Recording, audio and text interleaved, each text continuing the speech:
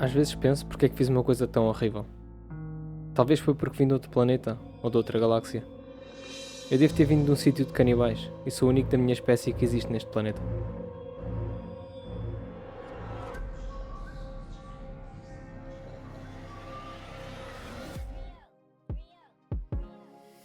Olá a todos, eu sou o TRS e sejam bem-vindos a mais um vídeo. Já não tive vídeo há algum tempo, mas estou de volta. E estou de volta com um vídeo pesado. Eu vou mostrar fotos e vídeos que muitos de vocês vão sentir desconfortáveis, portanto, qualquer coisa é só sair do vídeo. 26 de abril de 1949, em Kobe, no Japão, nasceu em bercedor Issei Sagawa. Para quem não conhece a expressão bercedor, é basicamente uma pessoa que já nasceu com dinheiro, e neste caso, tanto o pai como o avô eram empresários e tinham bastante dinheiro.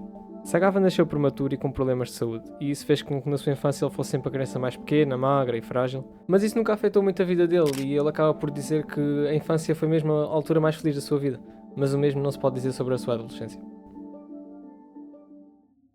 Com as hormonas lá em cima, Sagawa começou a desenvolver algumas obsessões estranhas. Ele diz que como era muito magrinho, ficava maravilhado em ver partes do corpo mais carnudas, e diz que até tinha vontade de as provar. Esta opção começou a ficar ainda pior depois de uma história que lhe contaram, que tu provavelmente estás aí desse lado conheces, que é a história de Hansel e Gretel, que são aqueles dois irmãos que foram para o meio da floresta e encontraram a casa da bruxa e a bruxa tentou comê-los. Pronto, o Sagawa sonhou com isso e sonhou que ele era comido pela bruxa. E agora ele queria fazer o contrário, ele não queria ser a presa, mas sim o predador.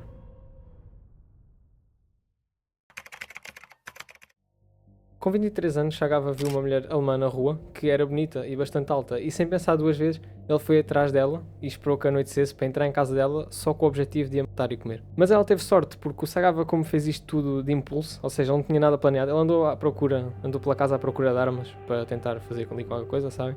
E quando chegou perto dela, ela acabou por tocar. E ele, como era muito pequeno, ela empurrou e conseguiu fugir. Obviamente ele foi apanhado pela polícia e ia ser julgado por tentativa de violação, mas como ele vinha de uma família rica, o pai conseguiu arranjar maneira de tirarem as acusações feitas contra ele. Depois deste episódio, o Sagawa foi metido na terapia, porque obviamente isto não era um comportamento normal, e o terapeuta dele disse que ele era um indivíduo de risco. O terapeuta dele disse que ele era um indivíduo. O terapeuta dele disse que ele era uma pessoa perigosa e que não podia andar à solta, mas como seria muita humilhação para a família do Sagawa, que era uma família importante, o pai decidiu só enviá-lo para a França para ele ir estudar, como se isso fosse resolver o problema dele. Com 28 anos, agora Sagawa estava a estudar em França, mas obviamente ele não tinha perdido a vontade de comer alguém, e o que ele fazia era chamar várias prostitutas até a casa dele com a intenção de as matar e comer. Mas sempre que chegava a altura do Sagawa disparar, o meu instinto impedia a minha mão de se mover. Mas esse medo não demorou muito para ser ultrapassado, porque segundo ele, já não era mais um desejo, mas sim uma obrigação. E em 1981, com 22 anos, o Sagawa começou a ir às aulas de poesia e lá fez uma grande amiga, René Artveld, uma holandesa de 24 anos, alta e loira. Exatamente o tipo de mulher que o Sagawa procurava, e eu acho que vocês já estão a ver onde é que isto vai chegar. 11 de junho de 1981. Os dois encontraram-se em casa do Sagawa porque, como eles estavam na mesma turma, ele disse-lhe que precisava de ajuda para recitar um poema. E quando ela estava de costas a recitar um poema, Sagawa dá uns passos atrás, começa a mexer no armário e... Com uma bala na parte de trás da cabeça morre René Artveld. Depois de dar o tiro, Sagawa entrou em choque e acabou por desmaiar. E quando acordou ainda pensou em chamar a ambulância, mas essa ideia passou-lhe rápido porque agora, passados 32 anos, finalmente ele tinha o que queria. Agora eu vou falar e mostrar aqui algumas fotos que podem ser perturbadoras para alguns de vocês, portanto já sabes, é só 6 da vida. Sagawa, depois de fazer aquilo, ele despiu a víbora e tentou comer-lhe o corpo. Ele diz que primeiro tentou morder, mas não deu, tentou cortar com uma faca da cozinha e também não deu. Então ele foi ao mercado comprar aquelas facas grandes do talho e depois disso ele começou a cortar as partes que gostava mais e guardou-as no frigorífico. Mas calma, que ainda fica pior. Passado algum tempo, Sagawa percebeu que aquele corpo ia começar a decompor, ou seja, ele não podia ficar ali com o corpo, então ele pensou num plano para se ver livre dele. Ele então partiu o corpo ao meio, dividiu em 2 malas de viagem e decidiu que ia atirar os restos, ia tirar as malas no caso, para um lago público, dentro de um parque público. Mas como o filho da puta do Sagawa era fraco e o corpo dele não dava para mais, as malas começaram a pingar, porque ele demorou muito tempo, não é? E começou a chamar a atenção de várias pessoas que lá estavam à volta. Até que houve um homem que foi confrontá-lo, foi ver o que é que estava a acontecer. E quando ele chegou perto, o Sagawa começou a correr, e quando o homem abriu as malas, viu lá enrolado em lençóis um corpo.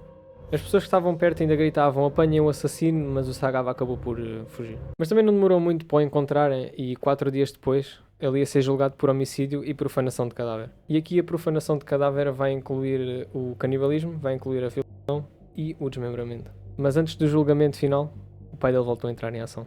E depois de ter sido preso, Sagava foi a julgamento com um advogado contratado pelo seu pai, que considerou que Sagava era legalmente insano, incapaz e inimputável. Ou seja, ele não podia responder a estas acusações como uma pessoa normal e no máximo ele ia preso para uma instituição psiquiátrica, não para uma prisão. E ainda mais, o pai conseguiu com que Sagava não fosse preso na França, nessa instituição psiquiátrica, e conseguiu mandá-lo de volta para o Japão. E é aí que vem a merda. Porque como Sagava tinha feito os crimes dele na França, ele não podia ser preso no Japão. E quando o Japão pediu os documentos à França, a França não pode mandar porque tudo o que é sobre doenças mentais tem de ficar em sigilo. Ou seja, a França não enviou os documentos para o Japão e no Japão ele não podia ser...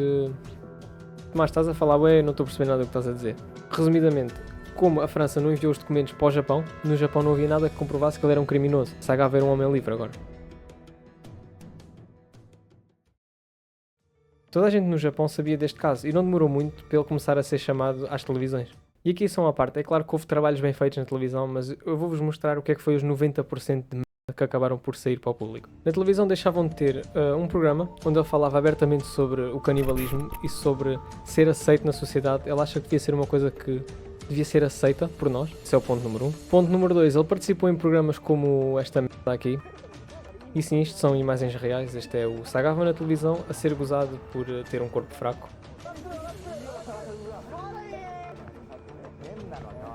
Ponto número 3, ele foi chamado várias vezes à televisão para fazer trabalhos humorísticos, para fazer piadas sobre os crimes que ele cometeu, sem qualquer forma de censura nem nada, nem...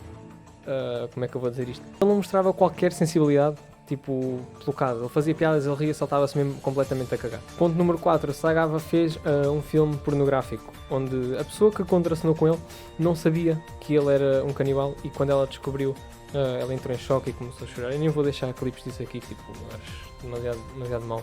E ponto número 5, ele lançou vários livros onde ele falava abertamente sobre o crime dele, onde ele fez desenhos sobre o crime, como por exemplo estas imagens que vocês foram vendo ao longo do vídeo, é de um dos livros dele, que é tipo uma banda desenhada. Epá, é nojento uma merda dessas ter sido vendida. Mas pronto, seguindo em frente, obviamente não eram todas as pessoas que aceitavam este tipo de comportamento da comunicação social, e depois de alguns anos a fazer estas participações e a lançar livros, Sagava acabou por voltar para Tóquio, onde ele em 2022 acabou por morrer.